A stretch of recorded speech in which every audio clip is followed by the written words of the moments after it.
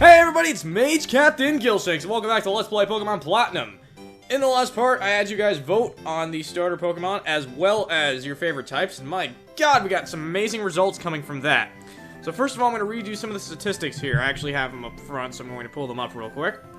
We actually have, I wouldn't say necessarily a landslide, but Turtwig did pretty damn well with 51 votes. Nearly half of the actual votes were cast for Turtwig.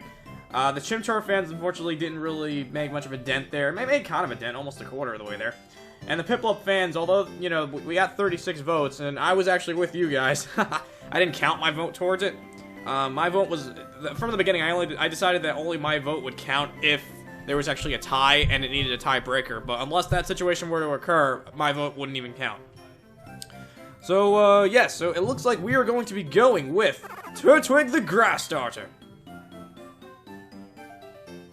Then I choose you. I'm picking this Chimchar. I see what you guys did there. You wanted Fiery to have the Fire type. I bet for a lot of you that's what it was, but not necessarily for everybody. I didn't realize how popular Turtwig was now that I think about it. Now listen well. The Pokemon you haven't been entrusted with are unfamiliar with this world. In that regard, they're much like you. As fellow newcomers to the world, I hope you'll do well together. If you have any trouble, come see me at my lab in Sandgem Town. And now we'll be on our way. Professor, wait for me! Sorry, folks! I gave him the wrong voice for oof. Forgot his voice there for a second. How do you like that? Professor Rowan's really nice. On TV, he seems so stern and scary.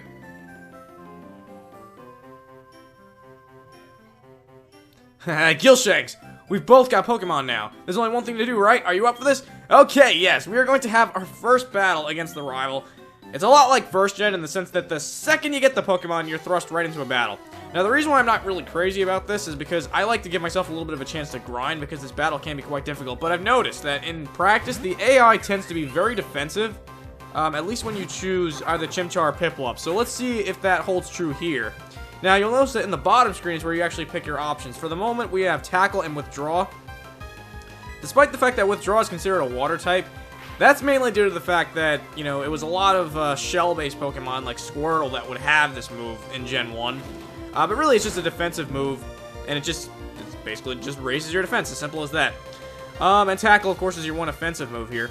And of course, Barry, wow. Of course, Fiery gets all insulted, you know, the second we actually try to attack. And as you can see, the AI is doing what I expected it to do by just continuously lowering my defense. Now, this is going to become a problem because after a while, if Chimchar just continues to use Leer again and again and again, my defense is going to become so low that, like, Turtwig is going to become, like this very frail character that's just going to, like, break the instant you touch it, unfortunately. So that's why we have to make sure that we whittle down its HP before we get to that point. Now, oh, jeez. Okay, that's actually not bad. I was expecting it to do a lot worse after all those Leers. Leer, by the way, is a move that lowers defense. You probably saw that already, but I just felt like going over it anyway. So, I could be using Withdraw, and one Withdraw will counter one Leer, because they basically do, you know, they have this, like, the same damage multiplier, as you can say. So now that we've finished off Chimchar, it's all fine and good, we are going to get a nice level boost from this.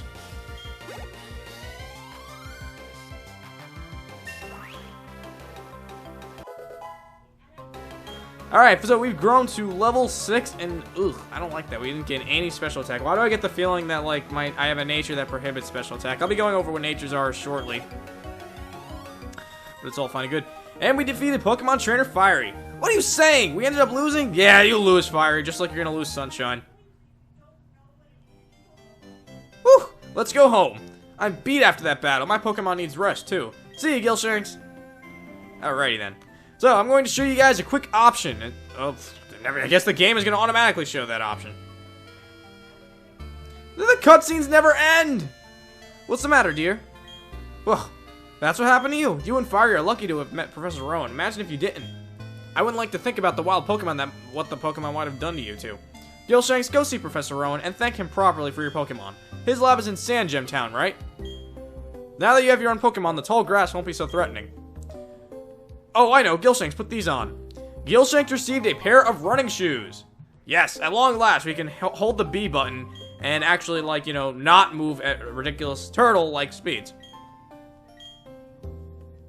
So, now that we're, like, going over this, yes. Very, very complicated instructions. You hold B and you run fast. Okay, so anyway. I just want to say that I forgot to actually go over the top results for the types. I'm such a doof for that. Anyway, the top 5 types, I actually have them down here, are Psychic, Electric, Fire, Dragon, Dark. Dragon and Dark are actually tied, and so I'm actually going to read the one after that, which was Ice. I'm actually really surprised at the way that turned out. I was expecting Dragon to be number 1. I was expecting Psychic to maybe be around number 2. I was not expecting Electric to be nearly as high as it was, but you guys seem to love the Electric type. Or at least most of you did anyway. And Fire, that doesn't really surprise me too much either. Dark and Ice were actually not doing well early on when I was counting the comments, but then later on in the comments, they got to a point where they were a lot better. So now we're going to, what does this guy want? Jesus Christ. Too slow. Oh my god. Yes, yes, yes, yes, yes, yes. I don't even want to read your dialogue. Oh god, we gotta go to the lake now. I'm gonna, just go over one quick difference here between Diamond and Pearl and this game. In Diamond and Pearl, you actually originally went to the lake, and that's where you were encountered by Professor Ronan given your first Pokemon. For whatever reason, they changed it here, and frankly, I'm not really sure why. I don't think that this necessarily adds all that much to the plot. Of course, what the hell am I doing? I should be running, damn, I shouldn't be walking. Get ready, because we're capturing the legendary Pokemon. Yes, there actually is a legendary Pokemon that can be found in this lake. Obviously, we're not going to be capturing it now. I'm going to be saving the legendaries for later on, and this game has a lot of legendaries. This was the first generation to sort of overdo it on the legendaries. They kind of did the same thing for 5th gen, and I'm assuming that they're going to do the same thing for the upcoming 6th gen. The flowing time, the expanding space. I will make it all mine one day. Cyrus is my name, remember it. Until then, sleep while you can. Legendary Pokemon of the lake bed. Who's this guy? And here I go saying that this doesn't add anything to the plot. I totally forgot that this even shows up. Allow me to pass. Step aside. What was that about, weird guy? Okay, Gilshanks, let's catch the legendary Pokemon. Joan! Probably didn't need to do that. I'm sure it made its own sound effect. I just can't actually listen to my sound because that's the way it's set up on my 3DS capture board. Did you hear that, Gilshanks? That was the legendary Pokemon crying. That had to be it. Okay, this is our chance. Let's catch it. Wait. We don't have anything on us. You know, Pokeballs. P-O-K, accent E, balls. If we don't have those, we can't catch Pokemon or take them around with us. Oh my god, the dialogue never seems to end in this damn game. Ah! I want to see how I'm doing on time, actually, now that I think about it. Okay, Gilshanks, I'll race you. First one to the professor's lab at Sandgem Town rules. Oh my god, this just never ends. Yeah, the beginning of this game is very tutorial-y. This is around that point where Nintendo decided that, you know, they really need to up their ante as far as, tutorials go to, you know, remarkably easy games that are intended for children. But it's all fine and good. We are going to go into our old house here, because we're nomads now. We actually have the chance to travel the world a little bit, so we're going to talk to our mother. And, stop talking to us and just do your damn job, woman. Just kidding. Oh my god, that was so horrible. Yes, what she actually does when you talk to her, she actually heals your Pokemon, making it so that they once again have full HP and their PP is restored. Let me just explain what PP is before I conjure up any kind of weird imagery here. So as you can see, we've got 35 attacks and 40 withdrawals. That means we can use Tackle 35 times and withdraw 40 times. I don't really plan on using Withdraw at all, in all honesty. Especially early on in the game, there's just not much of a need for it. But yes, so we can use Tackle 35 times, and after that, the PP is going to run out, so we have to go heal Turtwig once again. So, not only do you have to watch out for your HP, but you also have to watch out for the PP, which I believe stands for Power Points. I could be off about that. And now that we've done that, let's go into the grass here and most likely encounter our first wild Pokemon, which we didn't do necessarily. We don't have to deal with any trainer battles yet, but yes, okay, here we go. Our first wild Pokemon encounter. You can find wild Pokemon in the grass, and of course we have everyone's favorite Bidoof. Well, I'm sorry Bidoof, but you are a normal type, and normal types were tied with rock types for the least popular type among you guys. So because of that, we will not be catching Bidoof. In fact, no Pokemon that we're actually going to go after are even going to be available in this first episode, so I'm not necessarily going to have you guys vote on that just yet. So in the meantime, I'm just going to keep using Tackle here, and I know it seems a little monotonous, but once we actually learn some more moves, we get some more moves going on, it's going to be a lot more exciting.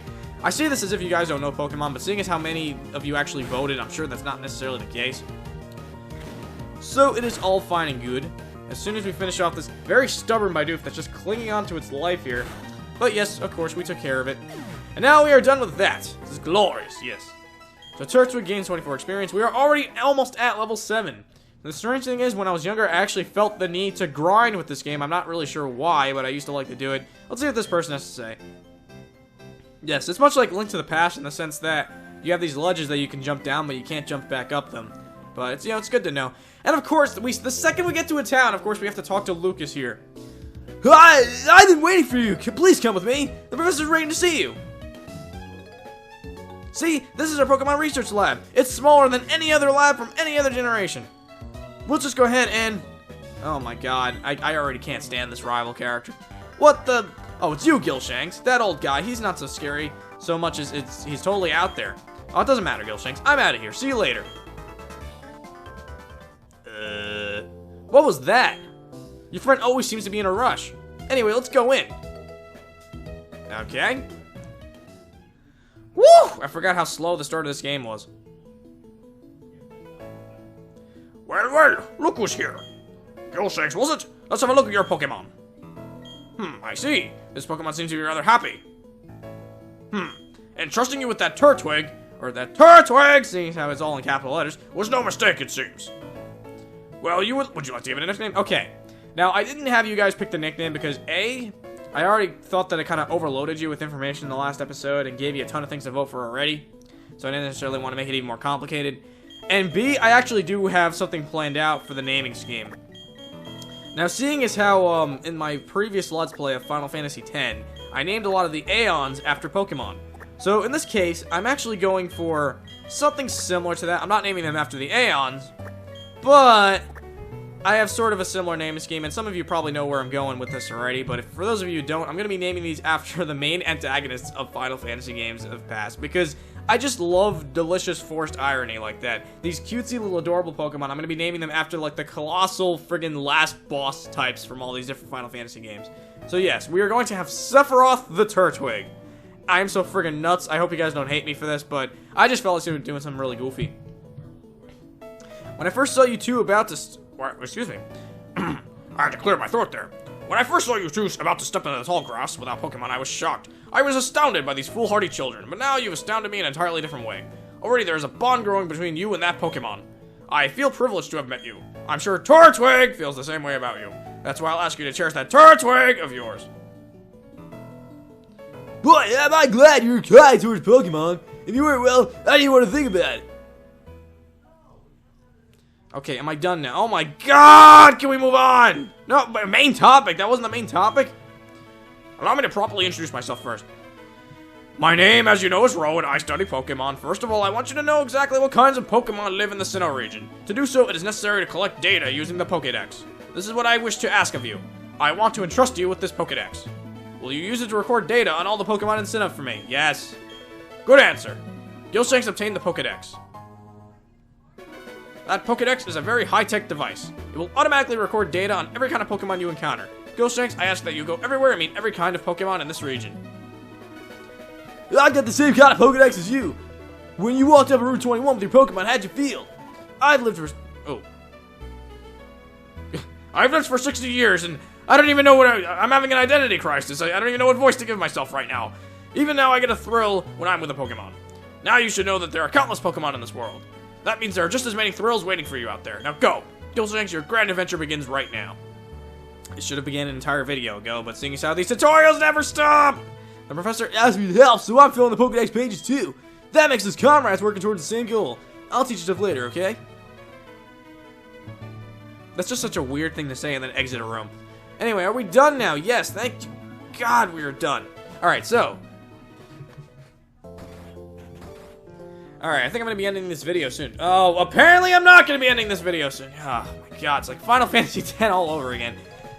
I have something good here. You should take this as well.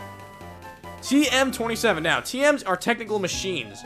They're basically big discs that you manage to somehow insert into the Pokemon as if they're actually like pieces of hardware. And they teach Pokemon brand new moves. So this is one way in which Pokemon can learn new moves.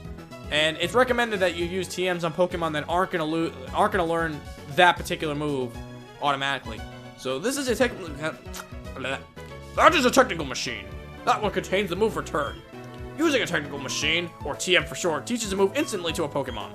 Bear in mind, however, that a TM is single use only. The move return gains power the more friendly your Pokemon is with you. It's up to you, of course, if you want to use that TM or not. I'll send you off with the wish that your journey will be fun. Still not done yet. Still not done yet! Well, I'll beat the professor at TMs. Next thing, he'll tell me he battled when he was young. Hey Gilshanks, I want to show you a few things, so follow me. Guys, I'm so sorry about this. Hopefully by episode 3 we're gonna actually have some action going on here. This building with the red roof is the Pokemon Center. You can get your Pokemon healed if it's been hurt in battle. You'll find a Pokemon Center in most towns. Over here, the building with the blue roof is the Pokemart. It's a shop where you can buy and sell all sorts of items. Gilshanks, since you're a rookie trainer, you won't be able to buy very much stuff. Don't worry about it, okay? Sorry, bro. Oh yeah, right, Gilshanks. You should let your family know you're helping Professor Rowan put together his Pokedex. Sometimes you have to go far away, so you should let someone know. Oh, but first, go heal up your Pokemon at the Pokemon Center. You'll be safe then. Okay, I'll be seeing. Alright, my god, enough. Thank you. Get out of here, you douche. Okay, so, as he said, we should go and see our mother because we are going on a long journey now, and then he's actually going to stand up there and make sure that we do it. Just giving you guys a heads up in case you try to do this yourself. So, first things first, I'm going to go down here because this town is actually cool enough that it's right next to a beach. I wish my town was right next to a beach, at least the boardwalk. Not really crazy about the beach itself. And down here we have an item. This is an antidote. Antidotes cure you of poison, much like they would in other RPGs. Excuse me. And so yes, you want to come down here and pick that up. And so now we are going to go back to our Twin Leaf town to talk to our mother. But I'm going to leave things off here and I'll meet you guys there. So thank you guys for watching. In the next episode of Let's Play Pokemon Platinum, we're finally going to move on with this game. Enough with the dialogue and the tutorials and all that other boring crap. See you guys next time!